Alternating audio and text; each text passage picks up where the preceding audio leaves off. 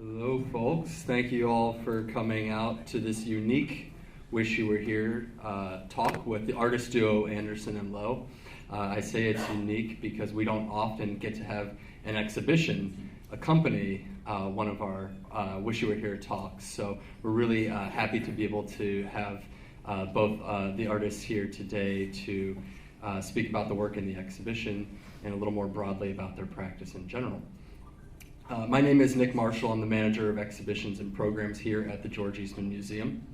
And I am going to be very brief, you probably won't think so, in my introduction, because I do want the artists to have as much time as possible to present. But first, I want a little background on the series. The Wish You Were Here series is in its 19th year and has always been generously sponsored by Dr. Thomas Tischer. We're grateful to have Tom here with us this afternoon, so please join me with a round of applause. Thank him for his continued support across the museum. Thank you, Tom. So if you weren't here last night for the exhibition preview, I'll quickly bring you up to date. A couple years ago, we approached Jonathan Anderson and Edwin Lowe about exhibiting their recent body of work, Voyages, in our main galleries, and we were thrilled when they agreed to participate. The photographs in Voyages set the viewer adrift on ships in unidentifiable atmospheres at undetermined times, truly journeys into the unknown. On closer examination, elements of the photographs start to reveal themselves, and the model ships from the British Science Museum that were photographed in their plastic storage containers begin to surface, altering our perception of time, place, and fact versus fiction. In addition to the Voyages work, we asked the artists to make selections from our collection that they felt had connections with their work to display in the two smaller galleries that flank the larger space that we refer to as the Brackett Clark Gallery. After a couple visits to the museum, Anderson and Lowe realized that there were threads connecting not just the Voyages series to the museum's collection, but a great deal of their other projects shared common ideas and inquiries, with many of these objects spanning the history of photography's existence. Today, Anderson and Lowe will share with you some of those links they found, as well as others that are not on view simply because the galleries aren't big enough to hold everything. So it's great that we'll be able to kind of get a little deeper dive into some of their thought process as they were going through the collection, and just their thought process as artists as well. After the talk, please join us in the main galleries to chat with the artists and get a book signed if you'd like. Books are for sale in the museum store, so stop by and check that out. So I'm going to turn it over now to Jonathan. So please join me in welcoming Jonathan Anderson, Edwin Lowe.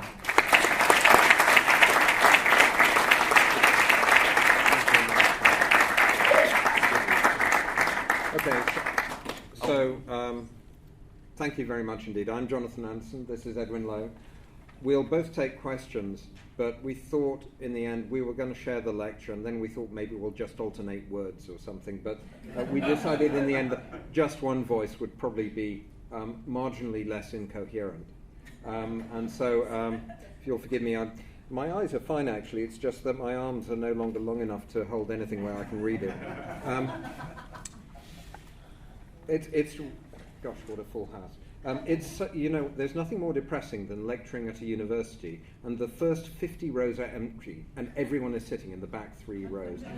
So it's really nice that, well, mind you, I think if you all sat in the back 3 rows, I could take some really interesting photographs. But thank you very much indeed for filling up this place so wonderfully. We thought the way to start would probably be to just talk a little bit about some ideas and some practices of ours, because we are relatively unusual artists in one regard. You will see in the exhibition, and you'll also see in this slideshow, stylistically we mutate, we completely change from project to project. And that is not actually terribly common practice. Normally an artist has a particular style, and they stick with that, and then they apply it to all these different themes. We take the opposite approach. We want to find the best language to maximize the expression of what we want to say for each new project. So stylistically, we reinvent ourselves a lot. And that can lead to confusion, But actually, if you look at the ideas behind the projects, it tends to be the same things coming back again and again and again. So although we're using a different language, what we're trying to do is always look at these same ideas. We're very interested in ideas of fantasy versus reality. We like to explore the nuances of perception and ask people what I'm really, what am I really looking at? Challenge people's expectations of photography. I don't know that we deliberately try and challenge these, but if we're trying to find the best language for a project, and it means we step outside of the normal parameters of what people expect a photograph to do, then we do that. So we end up challenging people's ideas of photography quite a lot and asking this repeated question, what am I really looking at? We're very interested in ideas of implied storytelling. That's to say, we like to make images which leave the viewer to invent the rest of the story. It may give you a hint, it may give you an introduction, but then it's up to you to take that extra journey. And a recurrent theme through this whole talk is going to be that if you look in the world in a different way, it can lead to truly, truly amazing journeys. And lastly, perhaps just say that the museum collection here that we had to negotiate of over 400,000 prints is truly one of the great treasures of the world. Actually, this theatre has great history to it. When the first wide-angle, really, really wide-angle cinema film was introduced, the reason there's this curved cyclorama, these curtains pull all the way back. This was one of the first places that could show it. So even here, you're sitting in a piece of history. And everything about this place is just riddled with these wonderful legacies and stories and anecdotes and fascinating discoveries. And we're going to take you on a journey, partly to do with this exhibition and partly to do with things that didn't make it into the exhibition. As Nick was saying, we could have made the exhibition 20 times as large. Honestly, there is we were like kids in a candy store downstairs. We had such incredible help in negotiating this daunting but quite wonderful Aladdin's Cave. One of the things putting this exhibition together was it made us really ask when we started looking at the world differently. And it turns out, when we thought about it, and we never thought about it before we were asked to do this lecture, actually we probably always didn't look at things in the same way. We first got well known for working with sport and using sport as a recurrent muse in our work. Looking at the human condition, look at human hopes, dreams, despair, aspirations, perseverance, endurance, all the things you see in the training halls, not in competition. And maybe we didn't realize at the time that we had this different view of the world, but we probably did. And that's maybe why our sporting work became so well recognized. We were official artists for London 2012 and lots of other things as well. And it's kind of a weird moment right now because we've got 6 bodies of work in the museum here. There's another 6 bodies of work relating to sport in a gallery in New York. So it's just a very, very unusual time for us right now. And if you go down to New York, Throckmorton Fine Art has got some of those works on display. But anyway, we're mainly here to talk about Voyages and the work that arose as a result, the exhibition that arose as a result.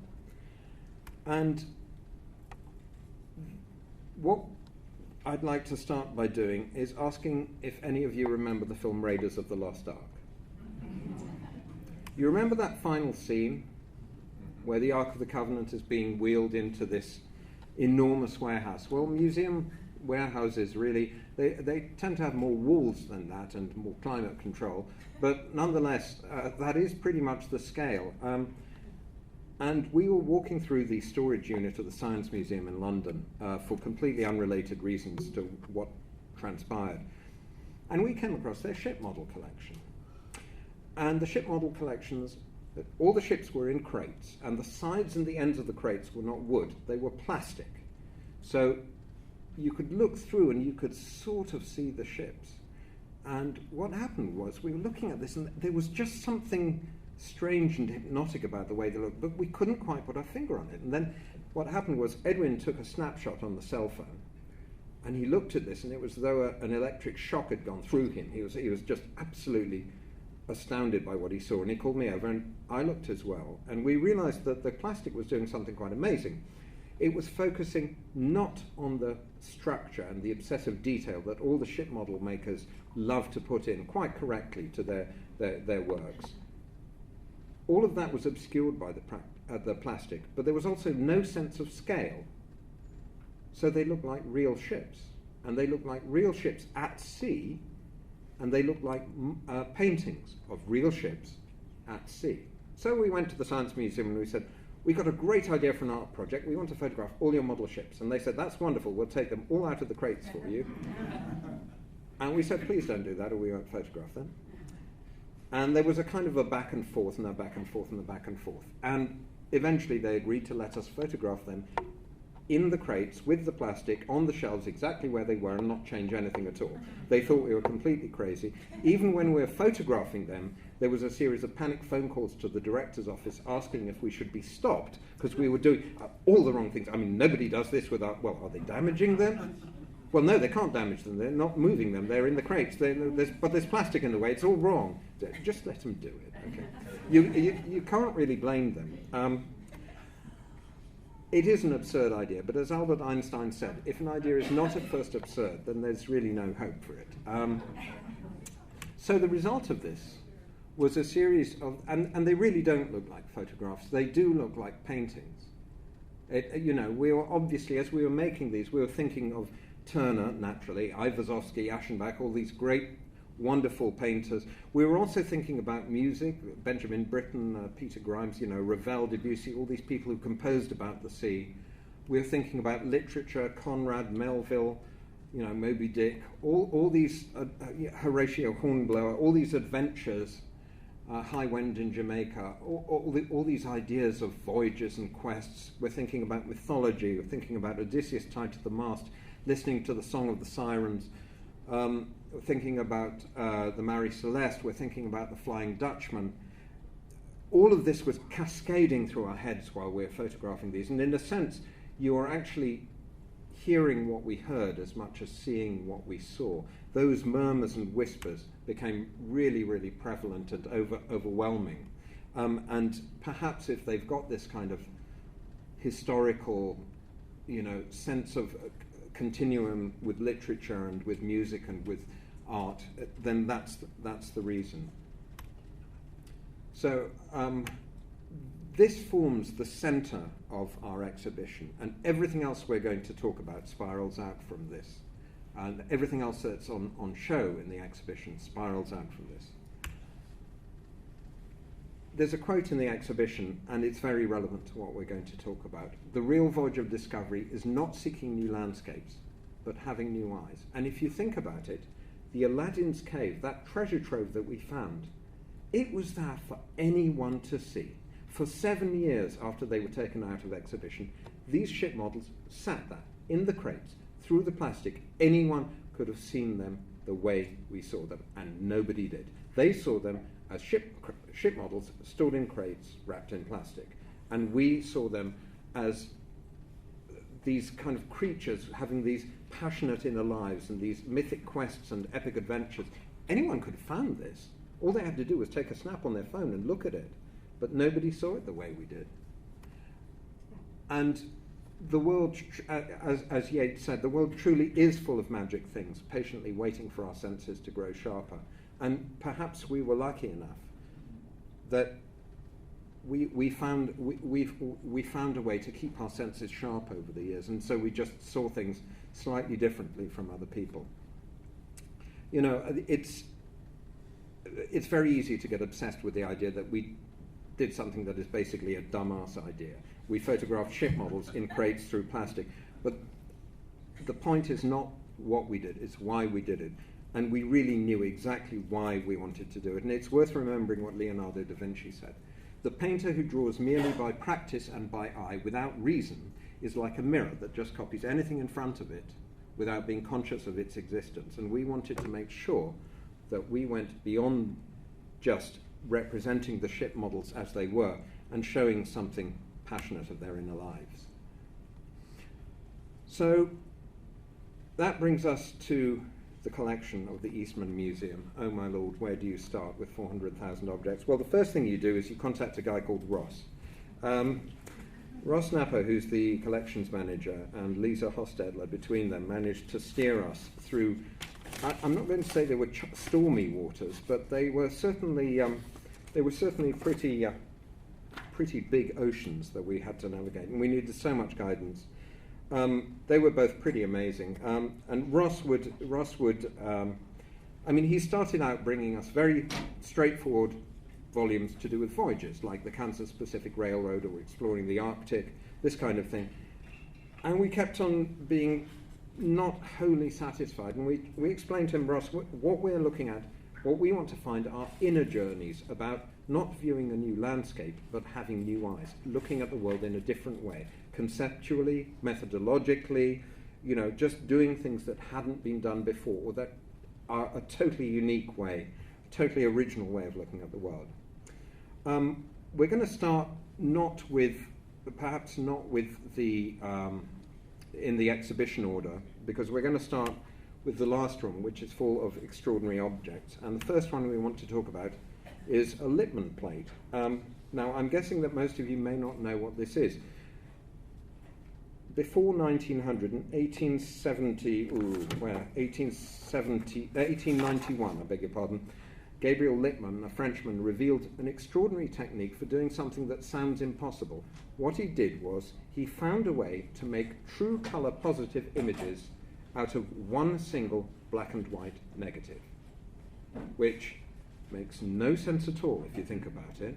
It's completely impossible, except he realized that there was a way to use interference. If you put a mirror behind the negative, you could use the interference pattern to make light like a rainbow in a soap bubble.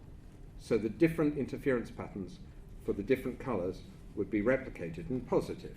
And when you see this in real life, and you have to forgive me, this is a very crude representation because it was done originally for our reference and not for presentation. But when you actually see this happen, oh, that went backwards, I don't know why. Let's do that again. It is absolutely ridiculous. So I'm freezing it there. This is a cruddy black and white negative. It's not even a very good looking black and white negative, and it goes into this brilliant, hypersaturated, kind of 1950s magazine style color. It's just the most amazing. It's breathtaking. This is of the Gardens of Versailles, and this is in exhibition, this plate, but for conservation reasons, sadly, they cannot actually show it doing what I've shown here. However, one of the staff here, Nick Brandreth, who is a very, very, very clever individual, has found a way to do a modern Lippmann plate. So what we have on exhibition that you can see changed from black and white to color is the gardens of the Eastman House. And you'll be able to see that in the exhibition. And one of the reasons we became obsessed with this, obviously it's totally counterintuitive, and that's something that really struck us. It made no sense to us. It took us a long time to understand how such a process can work. But also, this is a perfect metaphor for the Voyages exhibition, because just by shifting your gaze very, very slightly, you get a completely different magical world revealed. It's the perfect analogy. The next one we wanted to talk about is an object with the silliest name in the world, which is a megalethoscope. And this was invented in 1862 by Carlos Ponti. And what this is if you look at this is an albumin print. And if you look, give me while I just get the pointer. If you look here, you can see that it appears to be full of holes. The thing is, that's what it looks like when lit from the front. But when you light it from the back, it does rather change, and this fairy tale world is revealed. And you suddenly realize that all of those, what look like wormholes, all of these are so the light can come through from behind. And you've got this wonderful painted, but the whole thing is so fantastical and fairy tale-like. It really is the most wonderful object. And again, it's a wonderful metaphor for the idea that if you look at something differently, in this case, by changing the light source, it reveals this other world. Similarly, there were these objects, someone told us this morning, you can find these on eBay still, called Stanhopes. And a Stanhope is a perfectly normal looking object, in this case a pen, except it's got a tiny little hole in it there. And through that hole, which has a lens in it, if you put your eye against it, there is an image for you to see. There's a photograph for you to see. And there were tons of these made in Victorian times. And, you know, they've all got these tiny holes in. They're extraordinary objects, they really are. So the last room in the exhibition is filled with, has these objects in them. And we encourage you to play and enjoy them, because I mean, they really are. They're really charming, and they're really quite spectacular. Particularly the Lippmann and the Megalethoscope are just amazing things. So one of the other themes we pursued was the idea of abstraction in photography. Now, as soon as you reduce anything three-dimensional to two-dimensional, you have to distort it. And in making those distortions, you're making decisions about presentation and representation. And it's something that photographers have played with from the beginning, really. Frederick Evans is most famous probably for this image above all others, the Sea of Steps, as he called it, in Wells Cathedral in the UK. Stieglitz championed this image repeatedly. He showed it at least twice he printed it at least twice in the camera work. And he was so fascinated by the tonal planes, these kind of changes, which he said completely anticipated the photo secession and all the modern, increasing modernism and the works of Paul Strand and others. And this early representation of focusing in on a part of a building in order to show its true nature or its essence, he thought was highly, highly significant. We've also, it's something that we instinctively started to do ourselves. We've done a lot of architectural work, and this is an interior of ours of private residence, which, as you can see, doesn't have many straight surfaces on it, apart from the stairs themselves, thankfully. But again, we were trying to find a way to express the idea of this building. And the architect who built this told us that you're the only people who didn't try and show what my building looks like, and you are the only people who have shown what it looks like. We thought, okay, yep, that's fine. That's fine. One of the other things that we came across, which sadly there isn't room to show, is the work of Bill and Ken Hendricks. Just, it's just sublime architectural work. And again, it's about what it feels like to be there in that situation, how it would make you feel. Just magnificent. This was a fascinating discovery, this piece, because this immediately made us think of James Turrell's lithographs. And, it's really remarkably similar in some ways to his lithographic work. Anyway, as we were working more and more, and the Turrell, of course, is not in the exhibition either, and neither are the architectural works we just showed you by the Hendricks team. We created a series called Abstraction, which was very much about looking at these details of architecture and trying to find a way to express the essence of what we were looking at. And they really look like folded pieces of paper more than they look like real structures. They look more like architectural imaginings or equations than they do real structures. We also are showing some of the wonderful works by Brugier, and these are just made with folded pieces of paper, nothing else. I mean, it's sublime work. It's so beautiful. Just these rapturous shapes. I mean, it's like Georgia O'Keeffe, or I don't even know what it's like.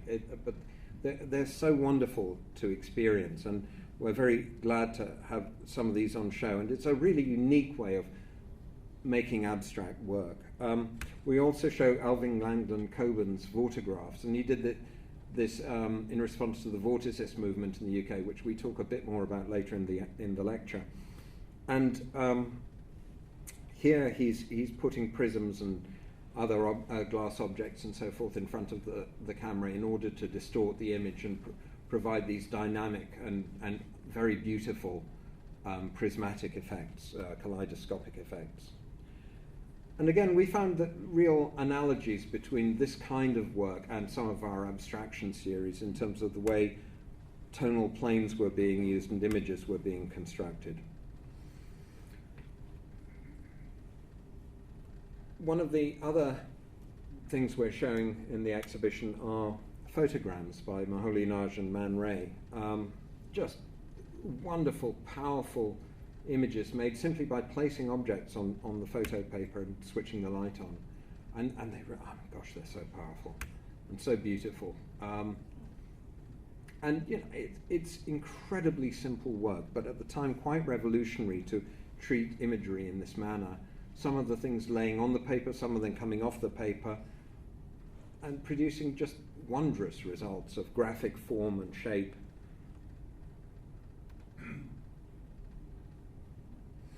We also, in the same series, and this may surprise you a little, have Gustave Le Gray.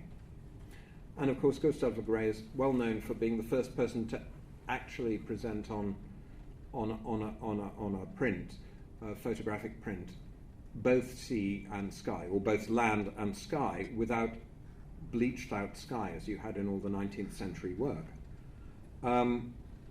So this is pre-digital manipulation of images by masking out so that things don't get burnt out and so on and so forth. But what interested us about it was how close this was to abstraction, because you really have two tonal planes. So rather than including this with, looking at the world differently because he was the first person to show the sky, what interested us was the fact that there were really only two tonal components to this. So we were thinking about, and have put it next to the work of Alison Rossiter, who took out-of-date photo paper, painted developer on it, exposed it to light, and then developed it. And it made us, and it also made us think about Sugimoto's seascapes very much, where again you have this same division. And beyond that, it actually also made us think about Martha Rothko's Grey on Black series. And it's, that's a slightly unusual analogy, but we find it an extremely strong one. And maybe that's just because we don't really know our art history properly and we do all the wrong things, which is how we end up photographing ship models in crates. But one of the other series which we're not showing in the exhibition, sadly, Eiko Jose's wonderful mini graphs. And these were originally just test prints he was doing based around the human form. But he actually suddenly realized that there was virtue in them, in themselves, that they were actually beautiful objects. And so he signed them and, he annotated them one of one, because it's, of course, you can't replicate it. And he made them into works of art in their own rights. And it made us think about, I've just gone the wrong way. It made us think about a series of our own work called, I know this looks like a Hokusai wave, but this is actually the back of someone with a whole body tattoo. And we were looking for a way to talk about memory in photographs. And one of the ideas we came up with was, imagine that you're a bit hungover and you wake up and the sun's coming through the curtain and it strikes your lover's shoulder or the corner of a chair or something like this, and there's a kind of beautiful stillness and mystical resonance to that moment that you remember years later. And there's no logic for it, but it just felt like a perfect moment in time. So we started photographing the human form very close up, like this image of two shoulder blades. And it's meant to have that intimacy, but it's also meant to be slightly ephemeral, that you can't quite kind of grasp it, like a memory. And we think of this very much as the counterpart to our abstraction series, using the human form.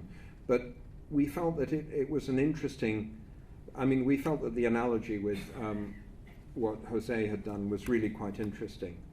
Some of the new process work, this work is actually in the exhibition, although it's included in relation to a series about portraiture and the human body and representing the human body. Moving on to more conceptual ideas, Robert Heineken came up with an extraordinary series of photograms, which he then turned into lithographic plates, And these are based around a menu.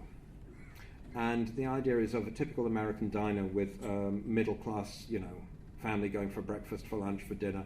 And each of these photograms is made using the food that might be in such a meal. And the series comes with a menu, so that you know what food is being used for each of them. And so this is very interesting because you've got this narrative element implied in the abstraction. And then there is the work of Yola Monaco-Stockton, which I really I cannot praise highly enough. This is truly original and I think quite brilliant work. What she did was she took a piece of photo paper, unexposed, she put it in a FedEx box, or other couriers are available, and she made a pinhole in the FedEx box and she mailed it to herself. And that is the journey. So every light source that it ever encountered, how bright the light was, how long it was there, everything is replicated in this. Now, I know that everyone is really, really, really curious, and I'm really curious too. So this is clearly a negative. Do you want to know what it looks like?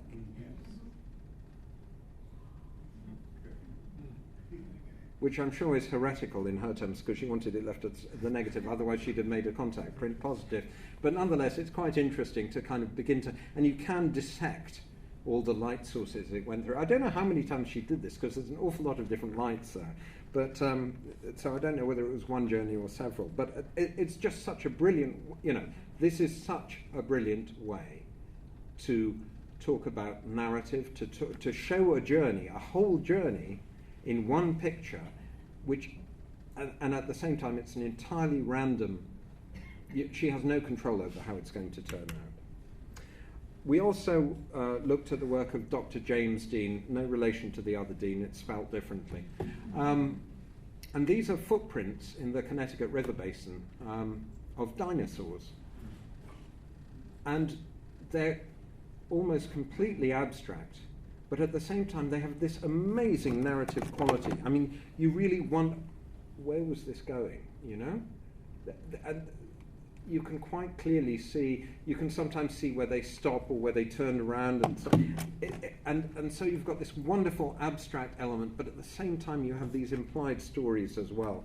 And they're so beautiful, these. And this book is just a wondrous thing. And, you've got footprints of different sizes there. There's a gorgeous, the plates in the book are just wonderful. It was such a privilege to spend time with it. And then we also looked at the work of Len Gittleman, who did amazing serigraphs. These are silk screen prints based on moon images from Apollo 15. And again, they're virtually abstract. He's abstracted them by these extreme treatments with colour.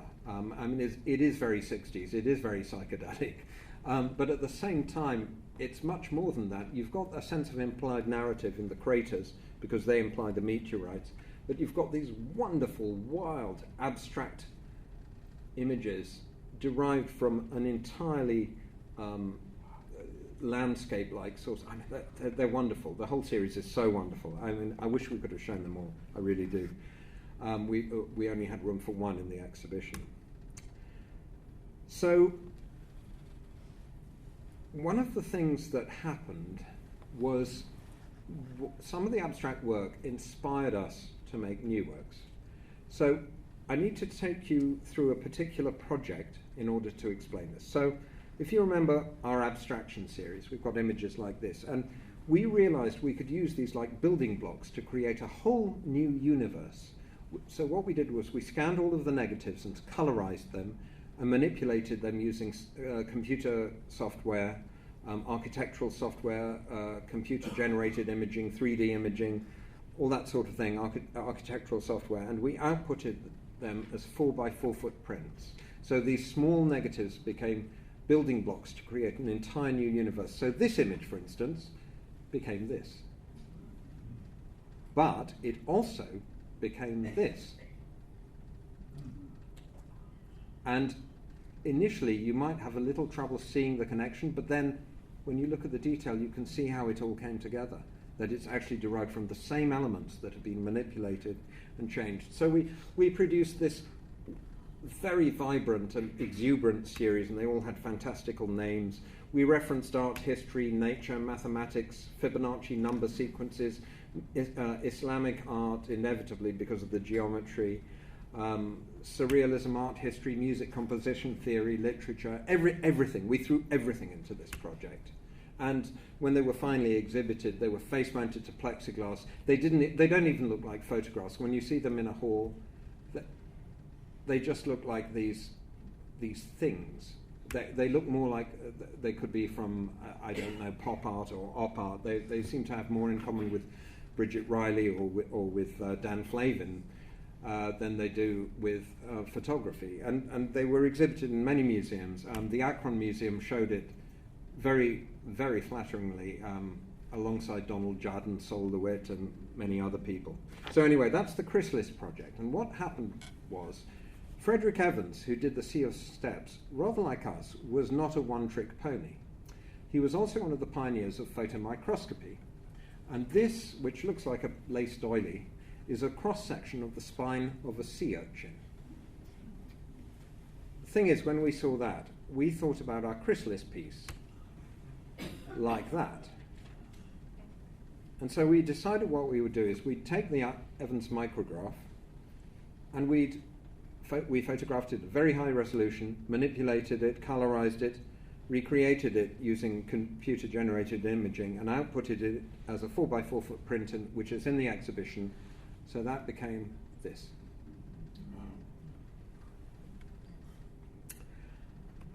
Okay, so we've got this, and we've made a Chrysalis piece out of it, which is Chrysalis being the name of that series. And we decided we should go the other way as well. So if you look at the Evans photomicrographs of, spine of Echinus, lots of sea urchin spines. He seems to like them a lot, actually.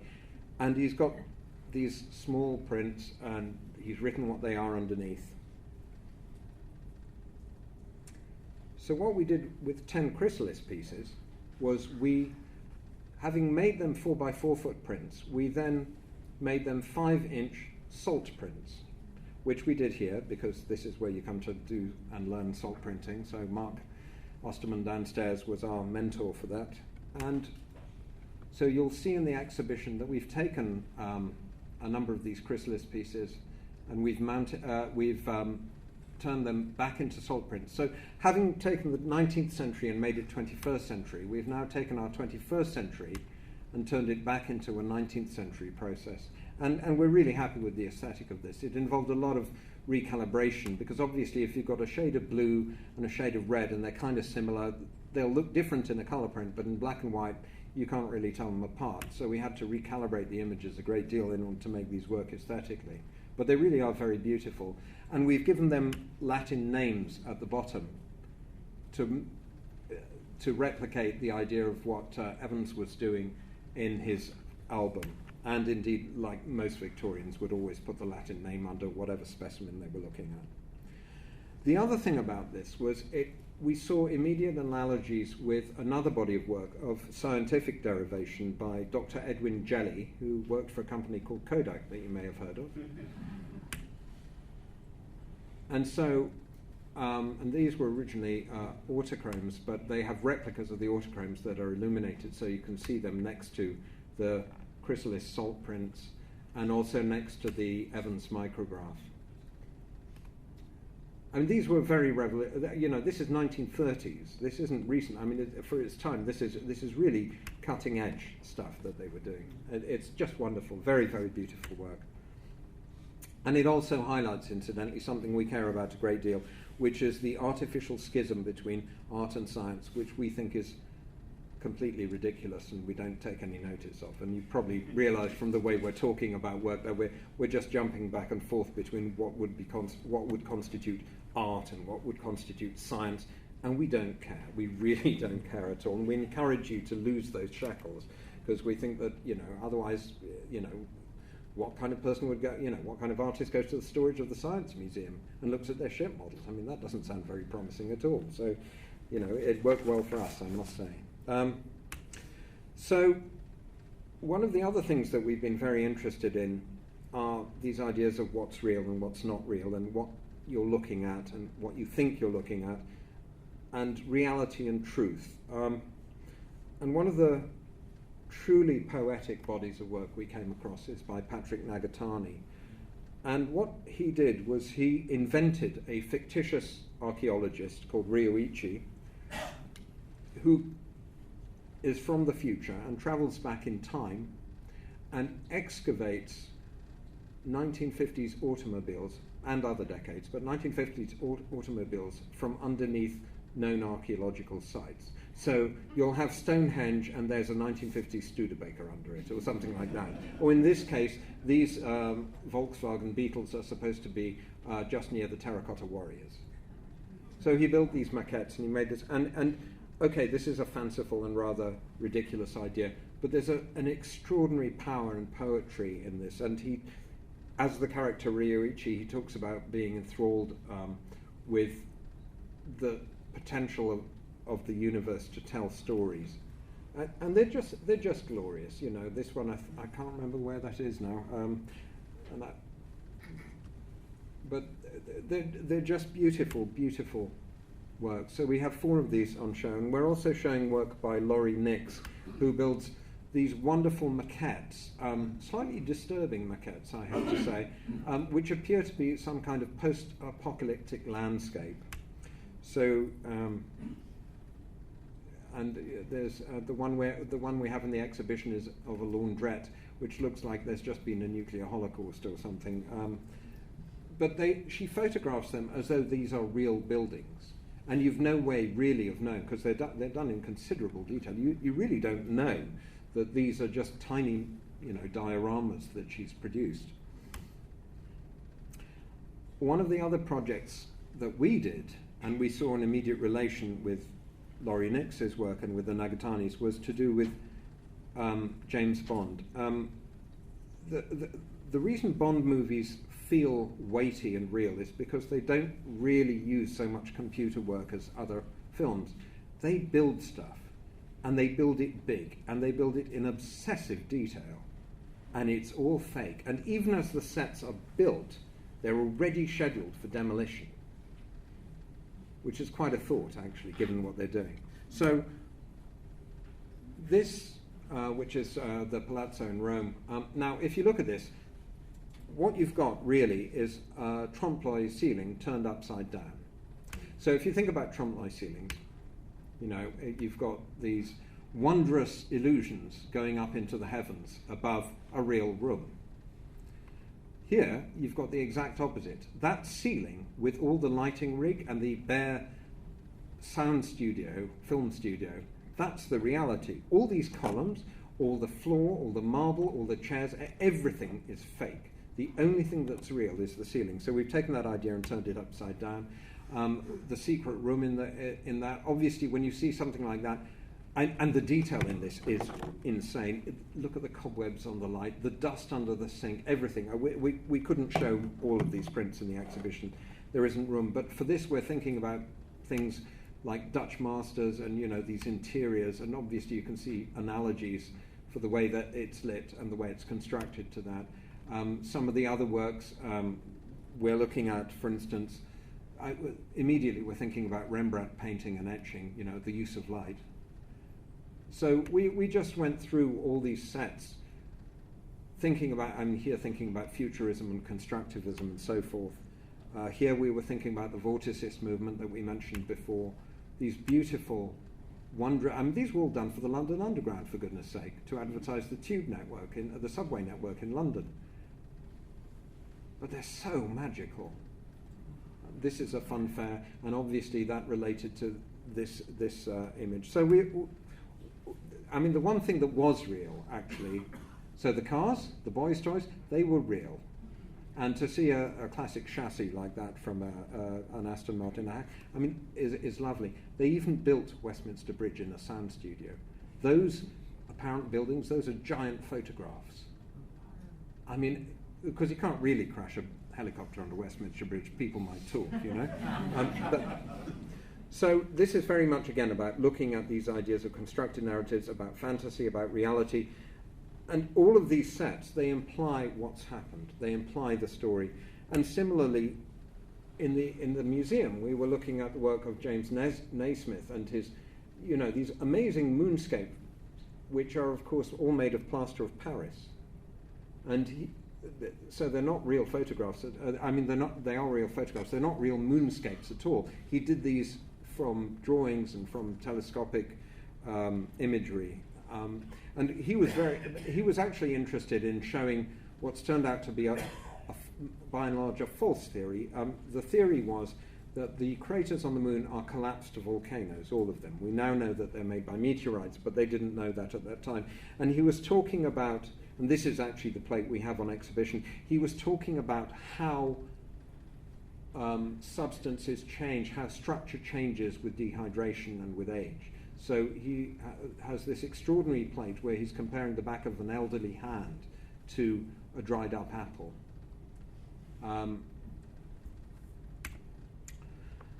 One of the other works we couldn't show, but again, what am I really looking at? Well, it's a sneaker, except it's made of cuttlefish. And it's just extraordinary. Now I've got a mental block, so Edwin, help me out. What's the name?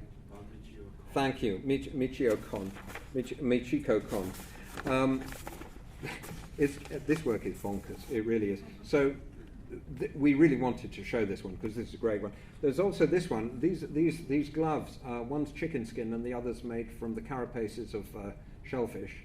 And then there's the kendo mask, which is a self-portrait as well.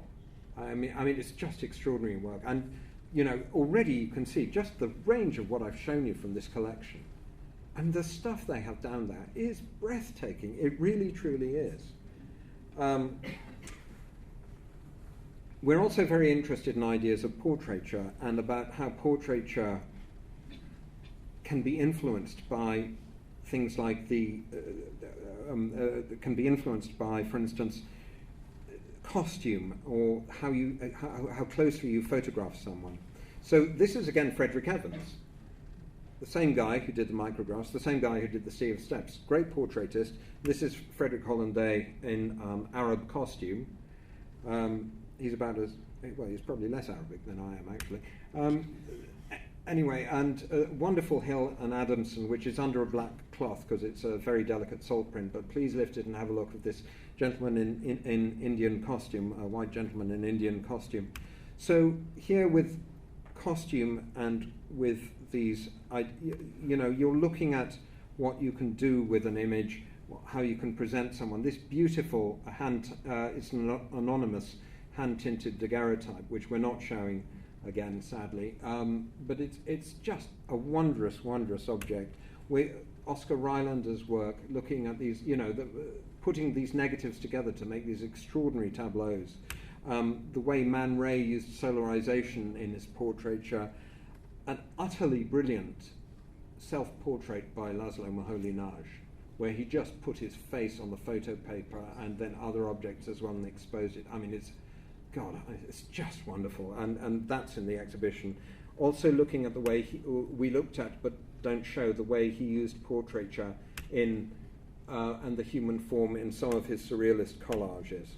And we are showing Claude Cahun disavowals, and again, very important proto-feminist work looking at identity and self and being female in these very alarming and surreal and disturbing collages she made using her own image. Jerry Ulsman, his use of classical iconography. I mean, this is variations on a theme of Botticelli, and what he's thinking of is Venus coming out of the shell. But obviously, this is a very radical representation. And Jerry Ulsman is one of the masters of pre-digital manipulation of negatives, because these are all composite negatives he's put together. We also looked at Victorian albums, the Campbell album and the Bouverie album. This is Bouverie, I think. Yes, this is Bouverie, and people think that Photoshop was when it all started, and it really, truly wasn't. I mean, the level of this is a lot of work, I mean, you could argue this is someone with too much time on their hands, but nonetheless, the fact remains, these people have done just the most amazing job of finding inventive and creative ways to show their photographs. I mean, at times, I have to admit, they do remind me of the cartoons from Monty Python, but that's just because I'm a bit old. I mean, it really is quite something, you know. And then the work of Beato, and Baron Steelfried, where they're looking at, they're in Japan, and gosh, and this is really delicate hand tinting to get a work to look like this, but they're photographing these people in kind of Japanese or Asian scenarios against backdrops and tableaus. And this reminded us of our Manga Dreams series very much, which we're showing next to it. And Manga Dreams is about looking at the world in a different way. We were in Southeast Asia in 2004, 2005, and the kids were suddenly having really spiky hair or hair flopping across their faces so that they can't see where they're going. And we realized that this was the influence of Japanese comics on youth culture.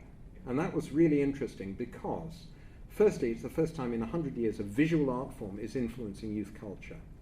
It's always music, jazz, rock and roll, the Beatles, grunge, psychedelia, punk, you name it. It's always the music that drove the visual art, the styling. And suddenly you have a visual art form influencing youth culture really in an extreme way. It's also about the fact that the Asian kids are no longer styling themselves on the West anymore. They've got an Asian paradigm. And in fact, the Western kids are styling themselves based on this more than the other way around, you know. So the flow of influence has gone the other way. It's about contemporary dysmorphia, the fact that, you know, Seoul is now the plastic surgery capital of the world. And you go to South Korea and you'll see the most beautiful boys and girls you'll ever see with these perfect faces. And then you just wonder what's going to happen when they have kids. Because none of the kids will look like either of them. So we were thinking about all this stuff, and we decided, so we headhunted kids from shopping malls, and we said, look, we're going to take you into a studio, we have this idea for a crazy art project, and we can promise you 3 things. 1, it's a big project, and we can't afford to pay you, so either you're in or you're out, no discussion. And they said, okay, we're in. 2, if this project works, you'll be in a book, and you'll be in museums. And that's not bad, because that's a tiny slice of immortality. So there are worse things to aspire to. And the 3rd thing is it's going to be fun, because life is way too short for a bad day in a photo studio. And so, these are the results. And again, they don't really look like photographs. You can see it's real, because you can see every crease, every skin, every nail imperfection, the blood vessels under the skin. But it's real, but it can't be real. But it's real, but it can't be real. But it's real, but it can't be real. And again, it's teasing at your expectations of a photograph. No other visual art form has so much baggage as photograph. Everyone assumes this stuff about it being real and what it's showing and stuff. Just lose all that, because none of that matters. The only thing that matters is what you do with it. Nothing else matters at all. And one of the interesting things actually about this, and we thought about this a great deal, is the parallels between manga and Japanese woodblock prints. So this is by Yoshitoshi, and we came across, we hadn't seen this before we did the photo, we came across it a couple of years afterwards. But it's yeah, okay, we know we're deriving it from the same source when we see something like that.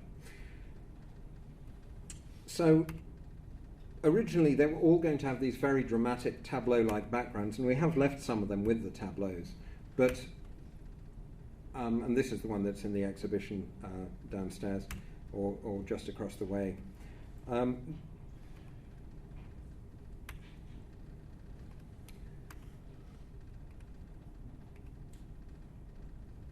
And one of the great things about this work is it really gave people creative ways to display it.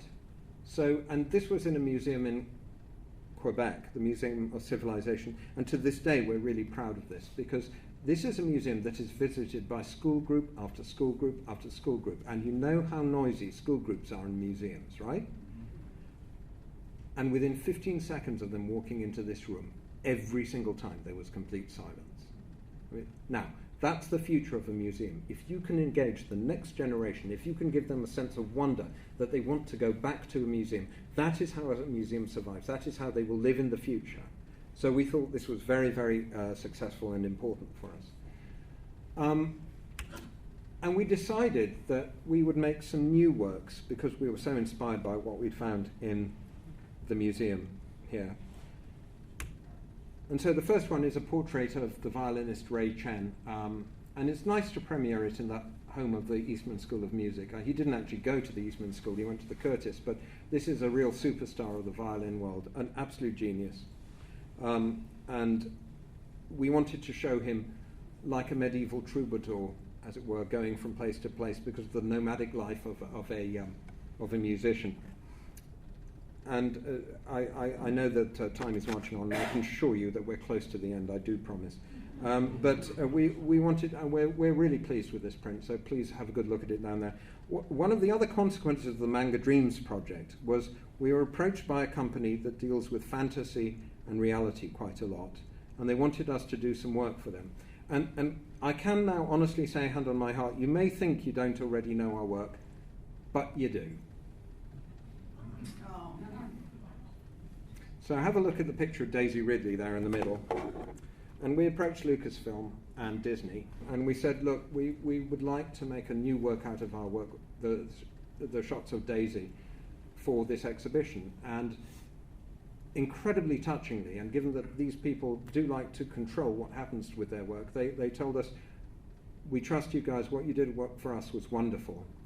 Just make whatever you want, we know it'll be fine. And so the last work in the exhibition is this new Manga Dreams style work. And if you look, it's got this, the background is obviously drawn, the clothing is half drawn, half not drawn. It's got all the elements that make it a Manga Dreams work. At the same time, we wanted to retain the essence of Star Wars. One slightly unexpected thing. So, does anyone here know what the name of Daisy's character is in Star Wars? Her name is Rey. So, Rey meets Rey. In the Voyages exhibition, the third quote in the exhibition is, it's hard to tell the difference between sea and sky, between Voyager and sea, between reality and the workings of the heart. And pretty much everything that we've shown you of our own work is a reflection of this. This third quote is not about, the first two quotes from Yeats and Proust are about how we made the work, if you like, or how we came to see the work to be made. This is about how we felt when we were making it. And I'd like to just finish with a quote from Nagatani from the Ryoichi excavations. Each of us has learned that scientific truth and fact is perhaps less important than the existence and possibilities of the story. If the fiction has given more to us than fact, then this is the greatest truth. Even our photographs are artifacts of representation. We are in awe of the universe and the endless possibilities for stories that exist. So we would encourage you to find your own new eyes. And if you do, you will make your own wondrous voyages of discovery. And everything that we have shown in this exhibition and everything we've talked about in this talk is a reflection of the fact that if you just forget everything you know and just look at what's in front of you, sometimes you find extraordinary and wondrous things. And I hope that we encourage you to do it all as well. Thank you very much indeed.